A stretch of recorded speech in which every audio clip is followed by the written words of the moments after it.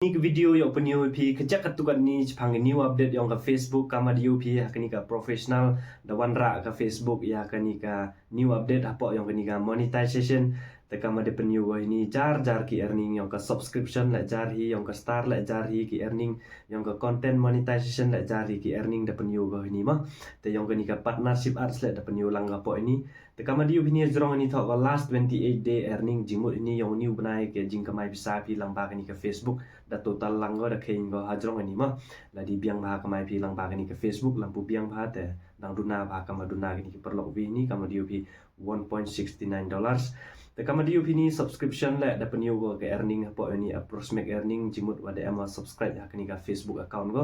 te da penyu go la ini na site ini na liang timun one active subscriber jimut ini da ama subscribe apa yang ni ka Facebook profile go mah te kama di upini star le da yo star go le la so how to lead da am stand wa da am ki perlok wa send star ka te kama di upini approximate earning 0.40 da penyu go le yang ka star kani ka earning go mah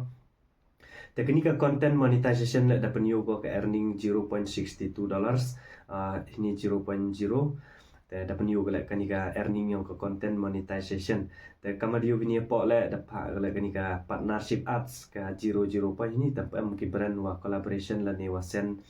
bet ku promote tier la ne kinu brands kama da bataya tu ku vi ne video la di am kinu ki company wa kwa au promote tier la kwa au pa terwa tier pi example la di am kinu tier te GP u accept ka kata collaboration yo pi ka kata ke earning yang ke company de mah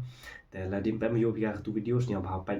ya pitip dia cak kini ka partnership ads te kama kate batai pi pang ni ka new update kama di UP da penyu ni ka subscription la jar ki earning da penyu ni ka star la jar ki earning kini ka content monetization la jar ki earning kama di UP ni penyu ni jong ni subscribe la da ama subscribe ya kini ka Facebook profile ko lang ba ki friend la ni ki followers te kini star la lang ba ki friend lang ba ki follower da ama send star so powderly te kini ka content monetization la wato dang dep yo wa kini ka content monetization te pem ha penyu ka earning yang ka content monetization and rate penyu bai ko ni 0.00 la di m ka earning yang ka content monetization te da penyu ini te ki tu perlok wan wang pem yu ka kini ka new update yang kini ka Facebook tes nya ba ham chan dang launch ka Facebook vi pu account daw yu pi ka man statement ko vi wato kini ka account digit ke Facebook man kini swa le cha kini swa penyu kini ka update te henry kama da bon kini perti yang pi wada ong le impem mi ko kini te daw mi ko jai pa jai mah kata petit dang launch ko vi pu ki account te daw penyu step by step la dang yu pi ka ketu star wa ketu subscription la ketu ads on reel te daw kan kala wa sakam ni jai mah